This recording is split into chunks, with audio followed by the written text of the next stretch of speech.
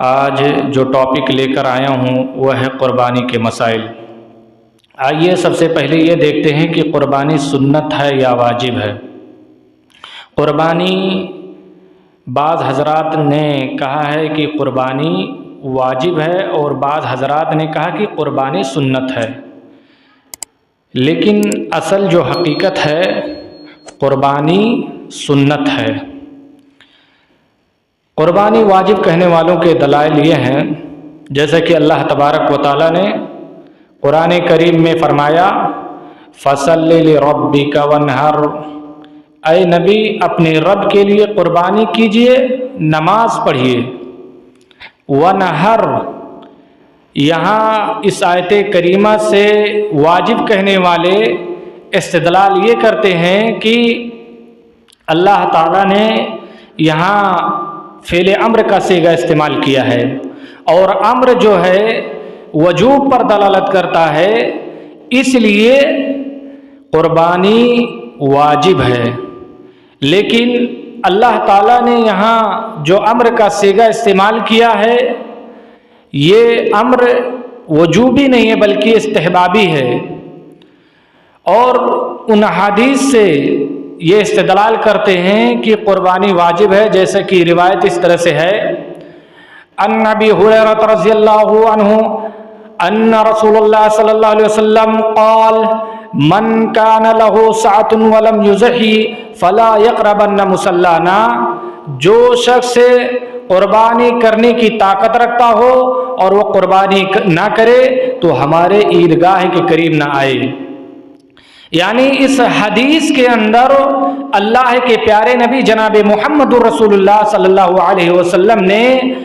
قربانی نہ کرنے والے پر ڈانٹ و ڈپٹ کی ہے، آپ کی زجر و توبیخ ہے۔ یعنی جو شخص استطاعت رکھتا ہو قربانی کرنے کی اور وہ قربانی نہ کرے تو اس کے لیے اللہ کے پیارے نبی جناب محمد رسول اللہ صلی اللہ علیہ وسلم نے فرمایا کہ وہ ہمارے عیدگاہ کے قریب نہ آئے۔ یہ ایک زجر و توبیخ ہے، اور زجر و توبیخ کی بنا پر اللہ کے نبی صلی اللہ علیہ وسلم نے فرمایا کہ وہ ہمارے عیدگاہ کے قریب نہ آئے۔ تو ان حدیث کو لے کر کے بعض حضرات کہتے ہیں کہ قربانی واجب ہے، لیکن قربانی واجب نہیں ہے۔ آئیے دوسری دلیل دیکھتے ہیں۔ اس حدیث کے اندر بھی اللہ کے نبی صلی اللہ علیہ وسلم نے کہا کہ اے لوگوں تم پر قربانی ہے، جیسے کہ عن محنب بن سلیم رضی اللہ تعالیٰ عنہ قال كنا وقوفا مع النبي صلی اللہ علیہ وسلم بعرفات فسمعته يقول يا أيها الناس على كل أهل بيت في كل عام أضحية وعتيرة، آپ نے فرمایا هل تدرون ما العتيرة؟ قال هي التي ترمذی فی کتاب الضحایا، اس حدیث پاک کو امام ترمذی کتاب الضحایا کے اندر لائے ہیں۔ حضرت محنب بن سلیم کہتے ہیں کہ ہم اللہ کے نبی صلی اللہ علیہ وسلم کے ساتھ میدان عرفات میں ٹھہرے ہوئے تھے۔ آپ نے فرمایا میں نے اللہ کے نبی صلی اللہ علیہ وسلم کو فرماتے ہوئے سنا، فسمعته النبی صلی اللہ علیہ وسلم، میں نے اللہ کے نبی صلی اللہ علیہ وسلم کو فرماتے ہوئے سنا، یقول، آپ فرما رہے تھے یا ایھا الناس، اے لوگو، علی کل اہل بیت، ہر گھر والوں پر قربانی فرض ہے، ضروری ہے، فی کل عام ضحیۃ وعتیرۃ، ہر گھر والوں پر ہر سال قربانی ضروری ہے کرنا۔ هل تدرون ما العتیرہ، کیا تم جانتے ہو کہ عتیرہ کیا ہے؟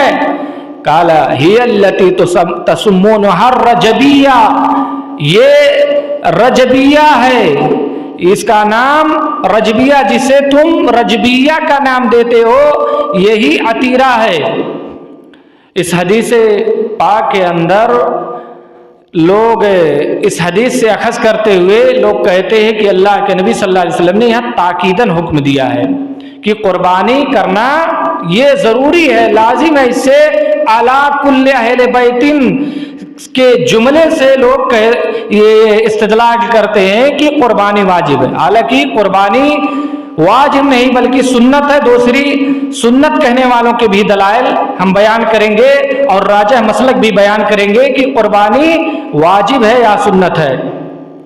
یہ اس حدیث کے بارے میں علامہ البانی رحمہ اللہ علیہ نے کہا کہ اس کی سند صحیح ہے، اور زبیر علی زئی نے کہا وَإِسْنَادُهُ ضَعِيفٌ، اس کی سند ضعیف ہے، اس کی سند کو انہوں نے ضعیف قرار دیا ہے، لیکن دوسرے شواہد کے بنا پر یہ حدیث صحیح ہے۔ لیکن دوسری روایت سے پتہ چلتا ہے کہ اللہ کے نبی صلی اللہ علیہ وسلم نے یہاں جو حکم دیا تھا کہ قربانی کرنا جس کے پاس استطاعت ہے اس کے لیے ضروری ہے، اس کو کرنا ہے، اور جو استطاعت نہ رکھتا ہو اور اگر وہ قربانی نہ کرے تو اس کے لیے کوئی ضروری نہیں۔ اگر واجب ہوتا، آئیے دیکھتے ہیں کہ واجب کسے کہتے ہیں۔ اگر واجب اللہ تبارک و تعالیٰ نے قربانی کو امت پر قرار دیا ہوتا، اپنے بندوں پر اللہ تعالیٰ نے قربانی کو واجب قرار دیا ہوتا، تو یہ قربانی ہر حال میں کسی نہ کسی حالت میں اس کو کرنا پڑتا۔ جیسے نماز ہے، اب نماز جب تک آپ کے جسم میں ہوش و حواس باقی ہیں تب تک آپ کو نماز کی ادائیگی کرنا ضروری ہے۔ جب تک آپ کے جسم میں ہوش و حواس ہے، بے ہوشی کی حالت میں نہیں ہے، آپ اٹھ نہیں سکتے ہیں تو بیٹھے بیٹھے نماز پڑھیں۔ اگر آپ صلی قائدا فإن لم تستطع فقاعدا، اگر آپ استطاعت نہیں رکھ سکتے ہیں بیٹھ کر کے، آپ لیٹے لیٹے پڑھیے، اگر لیٹے لیٹے نہیں طاقت ہے سارے سے پڑھیے، لیکن نماز ہر حال میں آپ کو پڑھنا ہے، اور جو اللہ تعالیٰ نے فرض قرار دیا ہے اگر انسان اس کام کو نہیں کرے گا تو اس پر گناہ لکھا جائے گا، اس پر اس کو سزا دیا جائے گا، اللہ تبارک و تعالیٰ اس کو سزا دے گا۔ لیکن جو سنت ہے، مستحب ہے، اگر انسان کرے گا تو اس کو اس پر گناہ نہیں بلکہ اس کو ثواب ملے گا۔ اگر استحبابی جو کام ہے، مستحب کام ہے، اس کام کو اگر آدمی کرے گا تو اس کو ثواب ملے گا، اور اگر نہیں کرے گا تو اس پر گناہ نہیں ہوگا۔ تو یہ قربانی سنت مؤکدہ ہے، اگر استطاعت ہے تو استطاعت کے باوجود اگر نہیں کرتا ہے تو اللہ کے رسول صلی اللہ علیہ وسلم کی ڈانٹ اور فٹکار اس کے اوپر ہے، لیکن اگر استطاعت نہیں ہے اس کے پاس تو اس پر کوئی گناہ نہیں ہے۔ آئیے بہت ساری ایسی دلیلیں آپ کو ملیں گی، اللہ کے نبی صلی اللہ علیہ وسلم نے صحیح حدیث کے اندر آپ نے قربانی کو سنت کہا ہے۔ آئیے سنت کہنے والوں کی دلیل دیکھتے ہیں۔ عن جابر بن عبد الله رضي الله تعالى عنه قال شهدت مع رسول الله صلى الله عليه وسلم على اصحاب المصلى فلما قضى خطبته نزل من منبره واتي بكبش فذبحه رسول الله صلى الله عليه وسلم بيده وقال بسم الله والله اكبر حاد عني وعمن لم يزح من امتي۔ حضرت جابر بن عبداللہ کہتے ہیں کہ ہم رسول اللہ صلی اللہ علیہ وسلم کے ساتھ یوم الاضحیٰ عید کے دن موجود تھے، تو فلما قضا خطبتہ نزل من منبرہ، جب اللہ کے رسول صلی اللہ علیہ وسلم خطبے سے فارغ ہوئے تو آپ منبر سے اترے، وَأُتِيَا بِكَبْشٍ، آپ کے پاس دمبا لایا گیا، فَذَبَحَهُ رسول اللہ صلی اللہ علیہ وسلم، اللہ کے رسول صلی اللہ علیہ وسلم نے اس کو ذبح کیا۔ کس سے ذبح کیا؟ بیدہ، اپنے ہاتھ سے ذبح کیا، اور فرمایا وقال، آپ نے فرمایا بسم اللہ واللہ اکبر، یعنی اللہ کے نام سے، ہاد عنی وعمن لم یزح من امتی، یہ میری جانب سے اور میری امت کی جانب سے ہے۔ اس حدیث سے کئی باتیں ہمیں معلوم ہوتی ہے۔ پہلی بات یہ معلوم ہوئی کہ اللہ کے نبی صلی اللہ علیہ وسلم نے خطبہ دیا نماز کے بعد۔ پہلا مسئلہ یہ معلوم ہوا کہ عید کے دن خطبہ نماز کے بعد دینا چاہیے، اور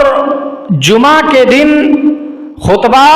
نماز سے پہلے ہوتا ہے، جمعہ کی نماز میں اور عید کی نماز میں فرق یہی ہے، یہ عام عید ہے۔ دوسرا مسئلہ یہ معلوم ہوا کہ اللہ کے نبی صلی اللہ علیہ وسلم نزل من منبر ہی، منبر سے اترے۔ اس سے پتہ یہ چلتا ہے کہ اگر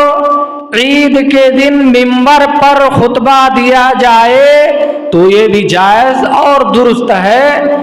اگر اسی طرح سے بعض حضرات مسئلہ یہ نکالتے ہیں، بعض علماء اس حدیث سے اخذ کرتے ہوئے کہ اگر کسی سبب کی بنا پر، بارش کی بنا پر اور کسی وجہ سے اگر مسجد میں بھی نماز عید کی ادا کی جائے اور خطبہ منبر پر دیا جائے تو بھی یہ درست اور جائز ہے۔ اور اسی طرح سے وَأُتِيَا بِقَبْسٍ، اللہ کے نبی صلی اللہ علیہ وسلم کے پاس دمبا لایا گیا، آپ نے اس کو اپنے ہاتھ سے ذبح کیا، پتہ یہ چلا کہ دمبے کی قربانی جائز اور درست ہے۔ فَذَبَحَهُ رسول اللہ صلی اللہ علیہ وسلم بِيَدِهِ، آپ نے اس کو اپنے ہاتھ سے ذبح کیا۔ اس سے پتہ یہ چلتا ہے کہ اپنے ہاتھ سے قربانی کے جانور کو ذبح کرنا درست ہے، اپنے ہاتھ سے اگر کوئی ذبح کرتا ہے تو یہ افضل اور بہتر ہے۔ اور یہ دعا پڑھی بسم اللہ واللہ اکبر، یعنی اللہ کا نام لے کر کے یہ دعا پڑھی، یہی دعا ہے۔ اور یہ حدیث سنن ابی داؤد کی ہے اور یہ حدیث صحیح ہے، علامہ البانی رحمہ اللہ علیہ نے اس حدیث کو صحیح قرار دیا ہے۔ اور فرمایا ھذا عنی وعمن لم یزح من امتی، یہ میری جانب سے اور میری امتیوں میں سے جو لوگ گزر چکے ان کی جانب سے ہے۔ اس سے پتہ یہ چلتا ہے کہ آدمی دعا یہی پڑھے بسم اللہ واللہ اکبر۔ ہمارا کیا معاملہ ہے کہ ہم اتنی سی چھوٹی سی دعا پڑھنے کے لیے ہم کسی عالم کو اور کسی پڑھے لکھے آدمی کو ہم ڈھونڈتے ہیں، بہت سارے بڑے بڑے اسٹوری اور گانے اور فلم کی ڈائریکٹر کے نام اور بڑی بڑی اسٹوریاں ہم کو معلوم ہو جاتی ہیں، ہم یاد کر لیتے ہیں، لیکن اتنی چھوٹی سی دعا ہمیں یاد نہیں ہوتی ہے۔ تو ضرورت اس بات کی ہے کہ ہم اس دعا کو یاد کر لیں، چھوٹی سی دعا ہے اور یہ الفاظ اللہ کے نبی نے کہا ھذا عنی، تو آپ یہ کہیں ھذا عنی وعمن لم یزح من امتی، آپ نے یہ کہا تو آپ یہ کہیں کہ بسم اللہ واللہ اکبر ھذا عنی وعن اہل بیتی، یہ میری جانب سے ہے اور میرے اہل بیت کی جانب سے، میرے گھر والوں کی جانب سے ہے۔ اتنا کہہ دے بسم اللہ واللہ اکبر ھذا عنی وعن اہل بیتی، اہل بیت میں اگر کہہ دیں شامل کر دیں تو آپ کے گھر والوں میں سب لوگوں میں شامل ہو گیا۔ اور اس سے ایک بات یہ بھی معلوم ہوئی کہ اللہ کے نبی صلی اللہ علیہ وسلم نے اپنے امت کو بھی شامل کیا ہے، تو آپ کی امت میں وہ بھی جو گزر چکے ہیں، اس سے پتہ یہ چلتا ہے کہ اگر گھر والوں کی جانب سے کسی ایک ذمہ دار کی طرف سے اگر قربانی کیا جائے تو جو اس کے گھر والوں میں سے گزر چکے ہیں ان کی طرف سے بھی قربانی یہ کفایت کر جاتی ہے، ضروری نہیں ہے کہ میت کی طرف سے قربانی کیا جائے۔ اور یہ قربانی سنت کہنے والوں کی دوسری دلیل یہ ہے، حضرت انس بن مالک رضی اللہ تعالیٰ عنہ کہتے ہیں انس بن مالک رضی اللہ تعالیٰ عنہ قال قال النبی صلی اللہ علیہ وسلم من ذبح قبل الصلاة فإنما ذبح لنفسه ومن ذبح بعد الصلاة فقد تم نسكه وأصاب سنة المسلمين، رواه البخاری فی کتاب الضحایا۔ اس حدیث پاک کو امام بخاری کتاب الضحایا کے اندر اسی طرح سے لائے ہیں۔ حضرت انس بن مالک رضی اللہ تعالیٰ عنہ کہتے ہیں کہ اللہ کے رسول صلی اللہ علیہ وسلم نے فرمایا من ذبح قبل الصلاة فإنما ذبح لنفسه، جس شخص نے اپنے نماز سے پہلے قربانی کے جانور کو ذبح کیا گویا کہ اس نے اپنے گوشت کھانے کے لیے ذبح کیا، اپنے نفس کے لیے ذبح کیا، اور وہ قربانی وہ قابل قبول نہیں ہوگی، وہ قربانی نہیں مانی جائے گی۔ ومن ذبح بعد الصلاة، اور جس نے قربانی کے جانور کو نماز کے بعد، عید کی نماز پڑھنے کے بعد 2 رکعت نفل نماز پڑھنے کے بعد سنت مؤکدہ پڑھنے کے بعد قربانی کے جانور کو ذبح کرے فقط تم نسکہ واصاب سنت المسلمین، تو اس نے قربانی کو پا لیا، اس کی قربانی پوری ہوئی، اور واصاب سنت المسلمین، اور اس نے مسلمانوں کی سنت کو پا لیا۔ یہاں اس حدیث سے پتہ یہ چلتا ہے کہ قربانی سنت، اور اللہ کے رسول صلی اللہ علیہ وسلم نے سنت کا لفظ اس کے اندر استعمال کیا ہے۔ اور اسی طرح سے حضرت عطا بن یسار رضی اللہ تعالیٰ عنہ کہتے ہیں ان عطا بن یسار قال سألت ابا ایوب الانصاری کیف كانت الضحايا فيكم على عهد رسول الله صلی اللہ علیہ وسلم قال كان الرجل في عهد النبي صلی اللہ علیہ وسلم یضحی بالصاۃ عنه وعن اہل بیته فیاکلون ویطعمون الطعام ثم تباہ الناس فصار كما ترى، رواه ابن ماجہ فی کتاب الضحایا۔ اس حدیث پاک کو امام ابن ماجہ نے کتاب الضحایا کے اندر نقل کیا ہے۔ حضرت عطا بن یسار کہتے ہیں کہ میں نے ابو ایوب انصاری سے پوچھا، سألت ابا ایوب الانصاری، میں نے ابو ایوب انصاری سے پوچھا کیف کانت الضحايا فیکم علی عہد رسول اللہ صلی اللہ علیہ وسلم، کہ اللہ کے رسول صلی اللہ علیہ وسلم کے دور میں اللہ کے نبی صلی اللہ علیہ وسلم جب زندہ تھے تو اس وقت لوگ قربانی کیسے کرتے تھے؟ کہا کہ قال کان الرجل فی عہد النبی صلی اللہ علیہ وسلم، ایک آدمی اللہ کے نبی صلی اللہ علیہ وسلم کے دور میں قربانی کرتا تھا بالصاۃ عنہ وعن اہل بیتہ، وہ اپنی جانب سے اور اپنے گھر کی جانب سے ایک ہی جانور کی قربانی کرتا تھا، فیاکلون اور وہ اس کو کھاتے، ویطعمون اور کھاتے اور کھلاتے، ثم تباہ الناس فصار کما ترى، جب وہ لوگ گزر گئے ان کا دور گزر گیا، تو اسی طرح سے ہو رہا ہے جس طرح سے تم دیکھ رہے ہو، یعنی جس طرح سے آج کے دور میں تم دیکھ رہے ہو معاملہ، اسی طرح سے اب ہو رہا ہے۔ یعنی اس حدیث سے معلوم ہوا کہ اگر آدمی اپنے گھر کی جانب سے ایک ہی جانور ذبح کرے تو قربانی جائز اور درست ہے۔ سوال یہ پیدا ہوتا ہے کہ 2 بھائی ہوں، سگے بھائی ہوں، اور وہ الگ الگ رہتے ہوں، الگ الگ مکان میں رہتے ہوں، الگ الگ ان کا کاروبار ہو، اور اگر ایک قربانی ایک جانور بکرا ذبح کریں تو کیا ان کے لیے کفایت کرے گا؟ ہرگز نہیں، ضروری بالکل نہیں، کیونکہ ان کا کاروبار الگ ہے، ان کا گھر الگ ہے۔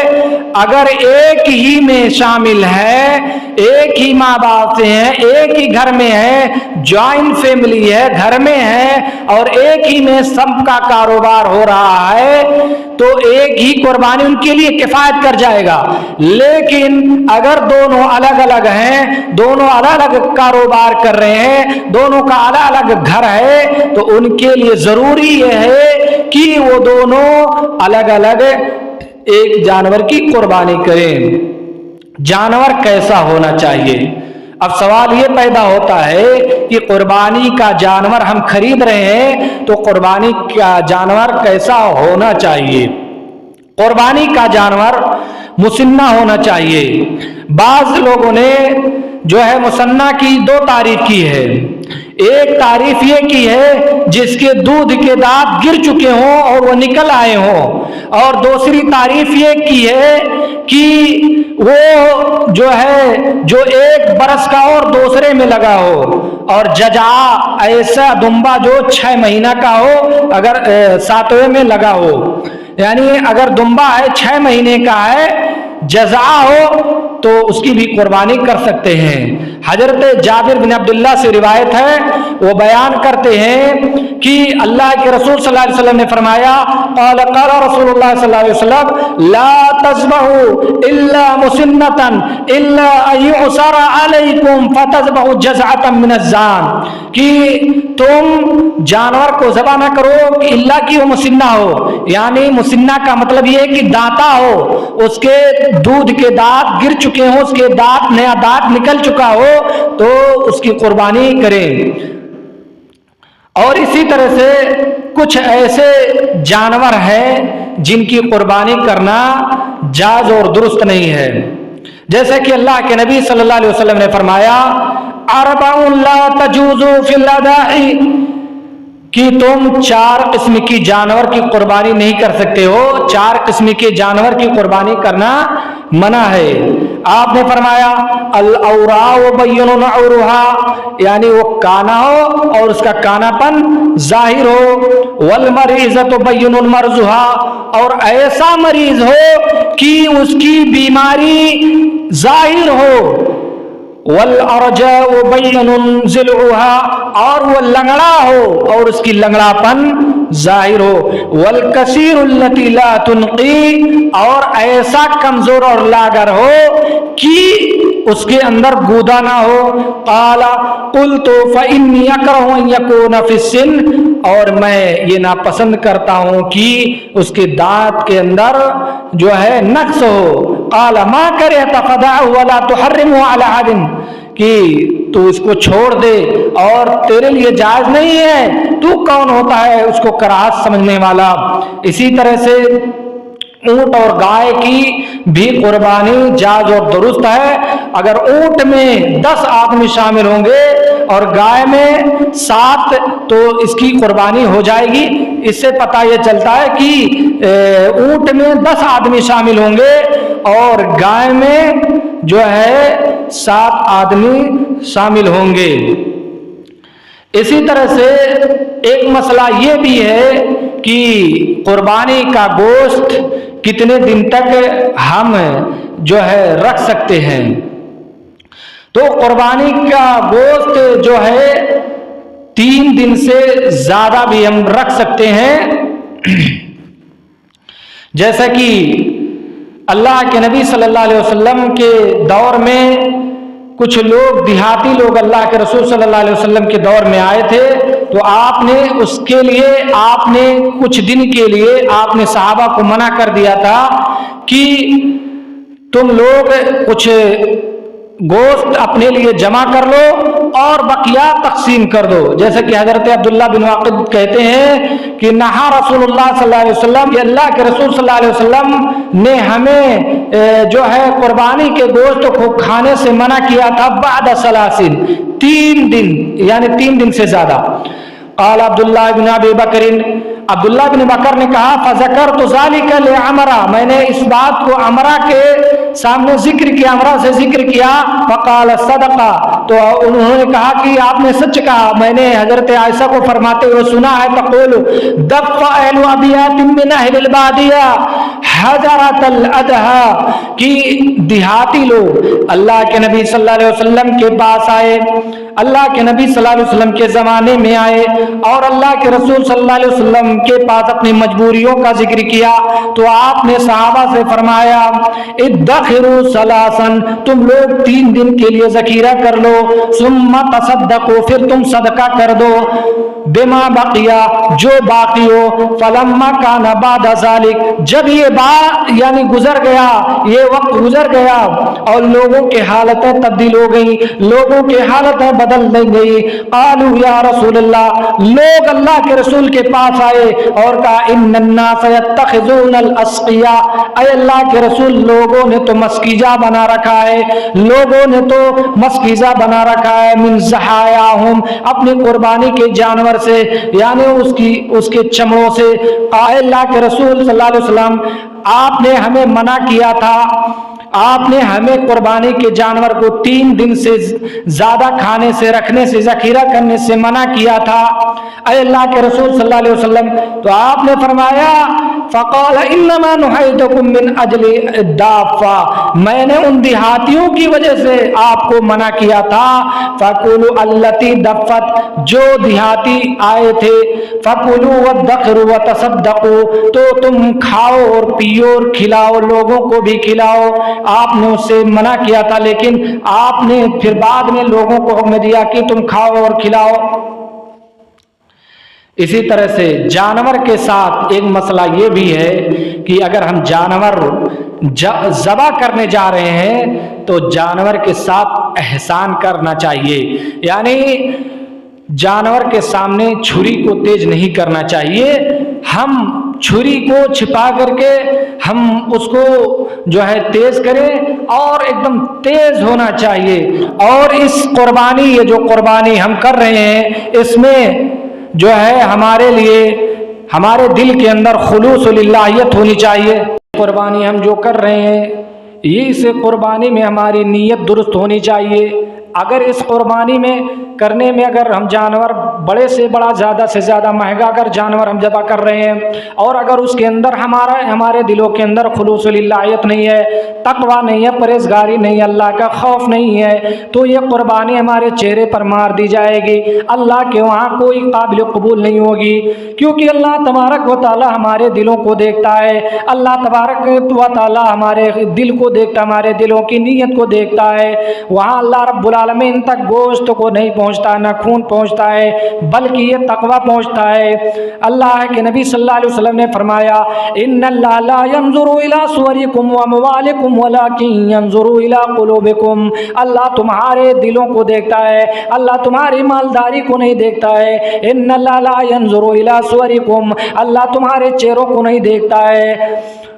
اللہ تمہارے چہروں کو نہیں دیکھتا ہے، وَلَٰكِن يَنظُرُ إِلَىٰ قُلُوبِكُمْ، اللہ تمہارے دلوں کو دیکھتا ہے، اللہ تمہاری مالداری کو نہیں دیکھتا ہے کہ تم کتنے پیسے کا خرید کر لائے، تم کتنے قیمت کا خرید کر لائے، بلکہ تمہارے دل کے اندر خلوص ہونا چاہیے، للہیت ہونی چاہیے، اور اتنا بھی کمزور نہ ہو جانور کہ وہ لاغر ہو، کمزور ہو، جو حدیث کے اندر منع کیا گیا ہے وہ صفات، اگر وہ 4 صفات ہے جس جانور کے اندر پائی گئی تو ایسے جانور کی قربانی درست نہیں ہوگی، جائز نہیں ہوگی۔ لہذا ہم جانور خریدتے وقت ان 4 چیزوں کا خیال رکھیں کہ کانا نہ ہو، لنگڑا نہ ہو، اور اسی طرح سے بیمار نہ ہو، اور اتنا کمزور نہ ہو کہ اس کے اندر گودا نہ ہو۔ لہذا ہم جانور خریدتے وقت اس میں بخیلی اور کنجوسی نہ کریں۔ یہ قربانی میرے نبی جناب محمد رسول اللہ صلی اللہ علیہ وسلم کی سنت ہے اور حضرت ابراہیم علیہ السلام کی سنت ہے، تو ہمارے دل کے اندر للہیت ہونی چاہیے، ہمارے دل کے اندر خلوص ہونی چاہیے۔ اگر ہمارے دل کے اندر خلوص نہیں ہے، تقویٰ نہیں ہے، اللہ تعالیٰ کا خوف نہیں ہے، تو یہ قربانی قابل قبول نہیں ہوگی، یہ قربانی جائز اور درست نہیں ہوگی۔